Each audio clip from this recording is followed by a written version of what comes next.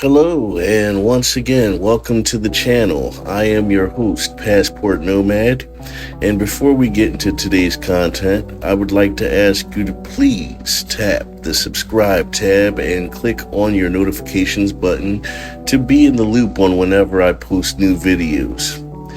Now for today's content, which is telling you a true travel story about something that happened to me back in 2016.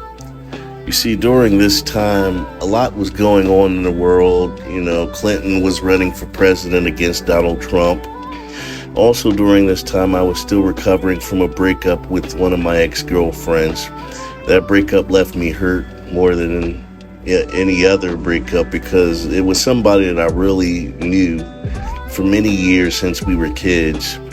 Well, anyway, it had been several months since that 3-year relationship had ended, so I took time to focus a bit on me, work, and plan to never date another American woman again. As a matter of fact, my motto used to be, if it isn't foreign, it's boring. I still kind of have this motto to this day, but I was a bit out of the dating game, feeling awkward to go back into it. I was also a bit naive too, being as though I didn't exactly know what I wanted in a relationship after falling out of one so badly that I had before. But I remembered my best relationship I had was with an Ethiopian girl back when I used to work overseas. However, years had gone by since I had seen her and we lost contact with each other. So here I was on Facebook, of all places, trying to look her up online by her first name, because that's all I had. I had come to find out that her name was commonly used by a lot of Ethiopian women, so that made my search that much harder. Until I found a profile picture of an Ethiopian woman who resembled her so much I thought I could have swore it was her. I thought that it might just be my ex-girlfriend that I lost contact with for so many years. So I sent her a friend request and a message asking if she was this particular person and if she remembered me. It took a while for her to reply back, as I recall, but when she did, I come to find out, unfortunately, it wasn't her. I apologized and explained how she looked just like the woman I once knew. And she thought it was sweet that I was looking for the love that I had lost so many years ago. Then we started exchanging messages to each other after we started talking a bit. She told me she was single, working as a contractor in Abu Dhabi for an oil company. She seemed most intelligent, and I also found out that she knew how to speak multiple languages as well. So after finding out more and more about each other, that we both had a lot more in common, like she had just also gotten out of a toxic relationship with an Arabic man from the UAE. And then she admitted that I intrigued her, and I felt likewise towards her. Till this day, I thought to myself, why did I do this when I finally asked her to be my girlfriend? Keep in mind, I'm in America and she is all the way in the UAE. She agreed as she was so happy and excited. She said, yes, yes, yes, jumping for joy. From then on forward, it was all good for a while, Of course, we made arrangements so we could see each other. So I bought a plane ticket about 8 months out before my flight date so I could get a good cheap price. I had also planned to have 2 weeks off during those certain dates. So part of the plan was also to find a job overseas in the UAE because I really needed to get away from America. She knew I didn't like being here anymore in America, and I was waiting to try to find some kind of way to get overseas again. Well, however, during the time the jobs were scarce in the UAE, there was a war with Yemen that was going on at the same time, so many contractors were leaving the UAE due to loss of jobs. I was still going there anyway, at least just to spend some time with her. Then, little by little, I started to notice red flags about her. How she couldn't go a day without being in contact with me. If I missed a message or a video call from her, she would freak out. I mean, big time. One time I sent her a screenshot of a meal I learned how to cook online, and she got really upset. Not at the picture of the meal that I learned to cook, but because of the background behind that photo of the screenshot, that was on my phone. My phone background was a picture of Mariah Carey. And she asked, "Who is that woman in your background, and why do you have her picture on your phone?" I had to explain to her that it was just a background app at the time that I had on my phone that showed pictures of various famous celebrities every day. So I was shocked and that she was so jealous. How jealous she immediately became. I was like, "Look, babe, look her up. She's a world famous singer. Do you honestly think that a guy like me has any kind of chance with someone as rich as her? So why are you jealous?" Anyway, she let it go for a while, and then she would be checking all my Facebook pictures, when we weren't talking, going through my Facebook pictures to see how many females were liking my photos. I had to tell her all those people that liked my pics were either family, friends, ex-coworkers, or people that I generally just grew up with or went to school with, who are all mostly in relationships right now and married with kids. And as any relationship goes, we had our ups and downs, where times that we would argue and then remake up again. And then we'd argue again, and I would get upset with her once again and refuse to talk to her for a few days just to have some time to myself and get my head straight. She was driving me crazy sometimes. She would leave me numerous messages freaking out, being mad to being pissed, then trying to shame me, guilt me, then feeling sorry, then apologetic. It was wild. I thought to myself, are all Ethiopian women like this? So I asked one of my Ethiopian buddies that I used to work with at my job, is this really how it is with Ethiopian women? And to my surprise, he said, well, when an Ethiopian girl is jealous of other women like that, it just means that she really, really likes you, that's all. So I would just take that into consideration. She apologized for her behavior and said it wouldn't happen again. It's just that she just needs me to be there with her. She wants to see me, and the thought of me not being there, she just gets afraid that she's going to lose me to another woman for some reason. However, as time went on and the date to fly was getting closer and closer, I would come to see things about her that I didn't like. For example, she didn't ever want me to see her without her makeup on. She went ahead and rented a whole condo in Abu Dhabi for us to stay in, although I told her she did not have to do that. I'd rather just stay in a hotel. She didn't have to do any of that because it was our first time meeting face to face. She also started to pick up on drinking wine, lots of wine, like every night before she went to bed. And this was while we were on video chat. She acted as if it was no problem. She would send me messages with, let's just say, R-rated pictures of herself while I was at work. She would even keep trying to call me while I was busy at work. And then she would complain when I wasn't answering her calls or responding to her text. I mentioned this to her a few times, but it's like it didn't seem to register to her mind that I could be busy from time to time, or that I was on the job working and I wasn't allowed to use my phone at that time. But in her defense, she would say, Oh, I saw that your account was active online, so I thought maybe you was free and I could call you. Well, anyway, I had to go through the whole act of putting my account in private incognito status just so she wouldn't bother me so much at work. She would get worse and worse as time went on, but she would always apologize later because deep down inside she knew she was wrong for being so clingy and jealous of literally nothing. And then finally the day would come that I would take my vacation and board my flight to go to Abu Dhabi to see her.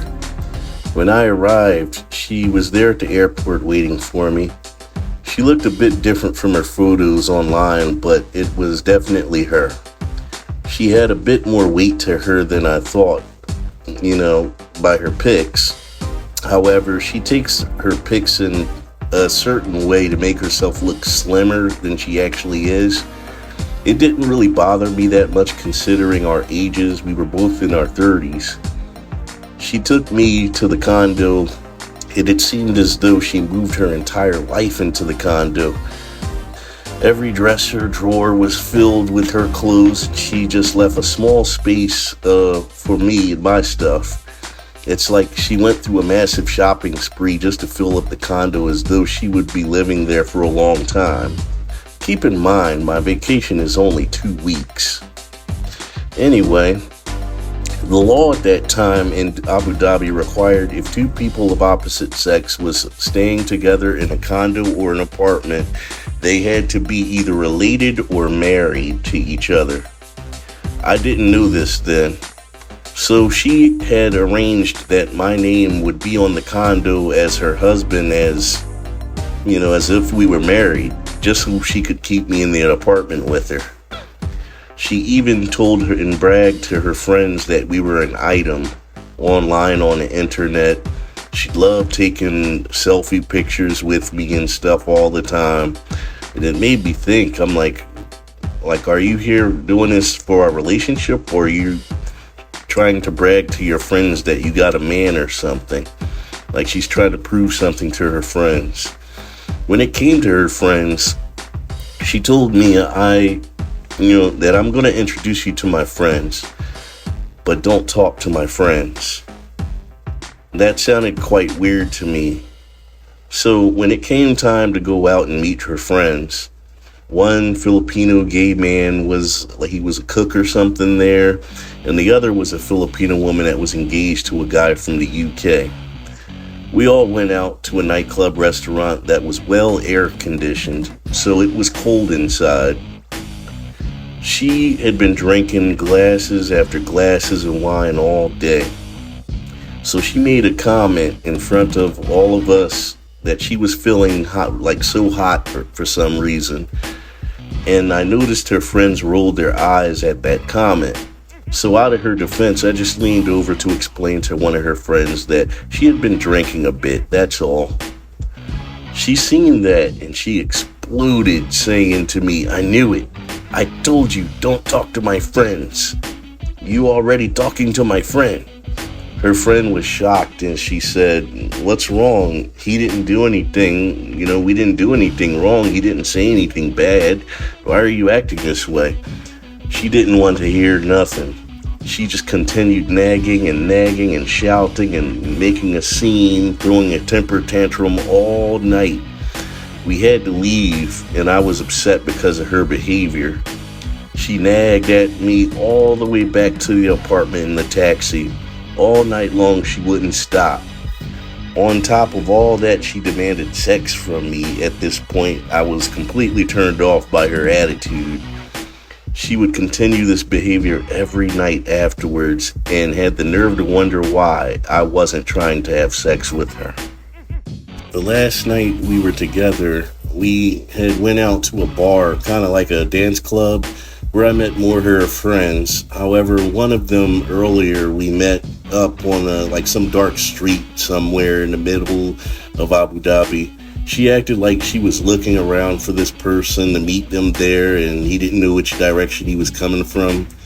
But I saw this dark Ethiopian man, straight up just looking at me, and he's walking towards me, and then he stops right there in my face and he's sizing me up like he wants to fight me. Then she pretends as though, oh, she didn't see him. Oh, there he is. And I'm already, I'm ready to throw down with this guy. I wouldn't have had a problem doing that. But the end result was both of us would have went to jail. Luckily, it didn't go down that way. We went out and met some more of her friends and another Ethiopian girl. And we went out to this club, and she was constantly drinking, and I knew what that would mean for me later on that night. Actually, that night that we were with their friends out at that club, we were all having a good time. Even the guy that sized me up earlier, we were now laughing and drinking together. He was actually an alright guy. All was good until we got back to the condo, alone, just me and her. And that's when all hell broke loose. She starts throwing another temper tantrum over nothing. I try to tell her to please calm down, but she wouldn't stop. She then throws herself into a wall and slides down it saying, "Why did you do that?" I was like, "Oh, no, you didn't. Now you're tripping," and I'm leaving. She gets up and threatens to call the police on me if I was to leave her. I told her, go ahead. I'd feel a lot safer with the police than with her. I finally had enough of her behavior, so I started packing up my clothes and belongings into my travel suitcase. She went crazy trying to take all of my stuff out of the suitcase as I'm throwing it in, and she's screaming from the top of her lungs, "Don't leave me, don't you ever leave me." And then she goes on and lays on top of my suitcase, and so I won't leave. I'm convinced at this time this woman is absolutely crazy. So she finally gets off my suitcase, and I tried talking it out with her. So get this. In her mind, she is saying that she felt embarrassed from how I treated her in front of her friends or something, when she's referring to the very night that she embarrassed herself with her jealous behavior and her temper tantrums. She wouldn't even take into account that it might have been her fault on her part at all. She blamed everything on me. She then would go and say, "I'm right because I'm a female and females are always right." She is absolutely delusional.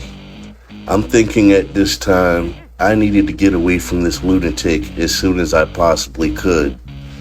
She wouldn't stop smothering me everywhere I tried to go. She would try to follow me there. So I went into the bathroom to utilize it because I really needed to use the bathroom at that time. She wants to still, argue and everything. So she stands outside the door to argue, and I'm like, look, can I just use the bathroom in peace? I could hear her literally press against the door, trying to listen in on everything that I'm doing inside. At the same time, I'm just hoping that she would just walk away and stop, that's all I wanted to do. When I finally heard her walk away from the door, I'm thinking, all right, now I can get just a little bit of peace in. But no, next thing you know, all the electricity in the condo turns off, the lights, everything.